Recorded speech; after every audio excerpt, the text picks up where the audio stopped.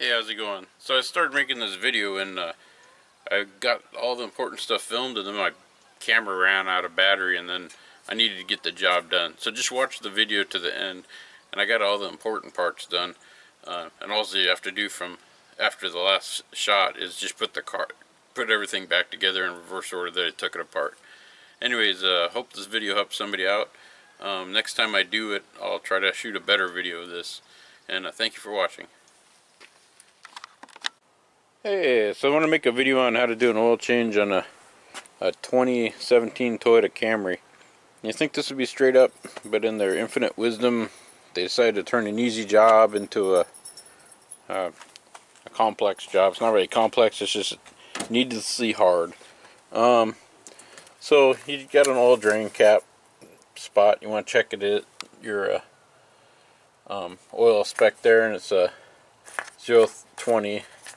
It's going to be a synthetic, so you just take that off. I always put mine right here. Then we'll take my filler.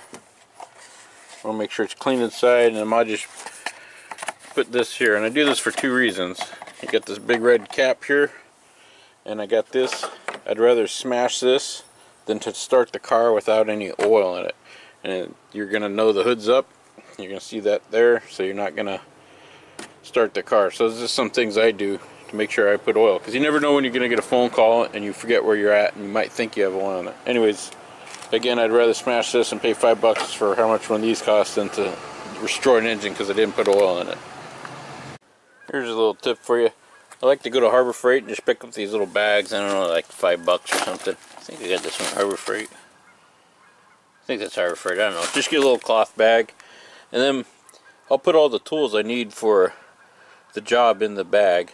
And then you can go to like a second-hand store. I know I'm going to need this extension. Well, I don't know if I need that or not, but I know I need that socket. And so I'll just pick them up for just like 25 cents at a pawn shop or something. And then I'll just accumulate little parts like that all in the bag, so I don't have to pull my whole toolbox out. And I'll just throw that in the trunk of the car for the next oil change and be ready to go. Anyways, a little tip there for you. So this takes a weird cartridge deal. Looks like all kinds of crazy stuff you gotta do. And we'll deal with that later.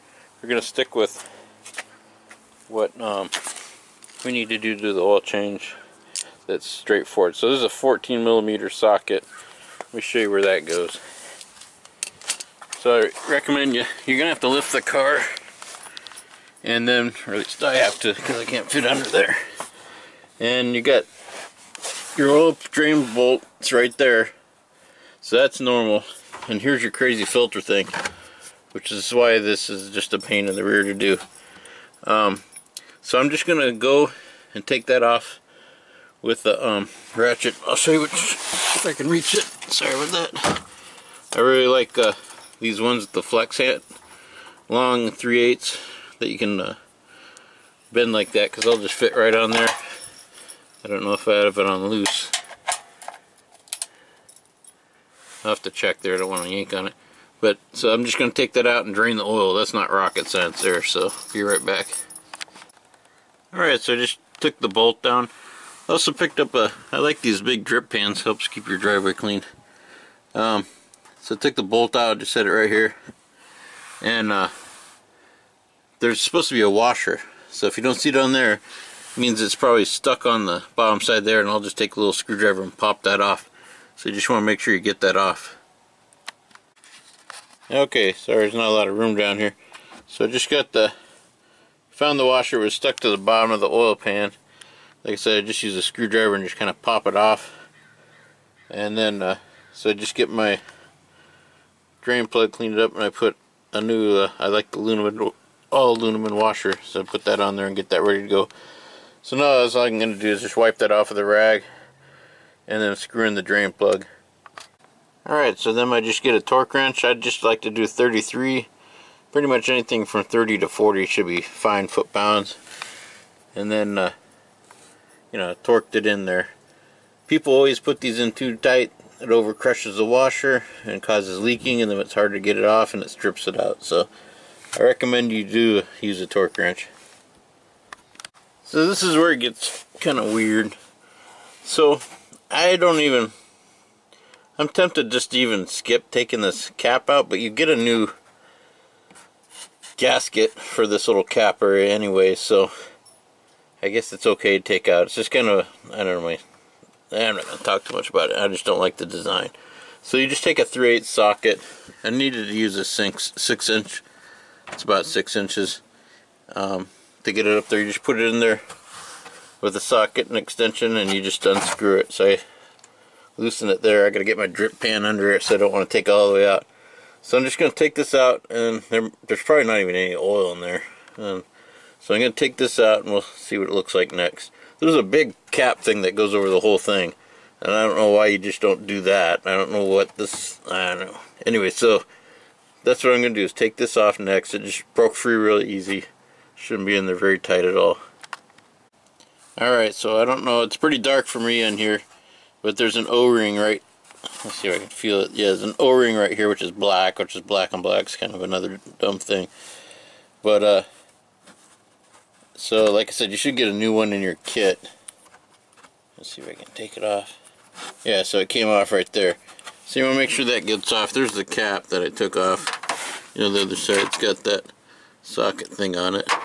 So, and you're supposed to stick this crazy thing in here and drain the oil out. Like, there's not very much oil. Shouldn't be very much oil in there. So I'm just going to go straight for the cap and take the whole thing off. So it's kind of hard to do one-handed. I'm holding the wrench up there. You just put that crazy cap on there. I'll show you, it's got some little lines that you can only go on one way. And so you're just unscrewing this thing here. Okay, so here's that cap thing. It's got those little teeth on there. It'll only go on one way. It kind of fell out a little bit, but it just goes in one way. And this is a cartridge. You know, it's still going to be full of oil. So I put this down, use 2 hands. So I'm going to disassemble this thing and put in the new cartridge and the new gaskets and stuff. Alright, here's your new cartridge setup. It's pretty easy to figure out. You're just going to pull out the old thing that look like this and stick the new one on. The little gasket is that one that right there that we took off the plug there. And then there's a bigger gasket that's just going to go around the whole housing here. And there's a little notch cut out in the housing. You just put your screwdriver there to take it off. And I don't know why it's that big of a deal, because you're going to throw it away anyways, but they provide that there so you can get your screwdriver in there and get it off the threads there. So all I'm going to do, I'll show you. I'll take this thing, and there's the gasket. I'm just going to see if I can see the notch thing. Where's it at there? There's a little notch there. I think that's it. And so I'm basically just going to take, first thing I can do is, well, I took the filter out already. I'm going to take this O-ring off and put the other one on.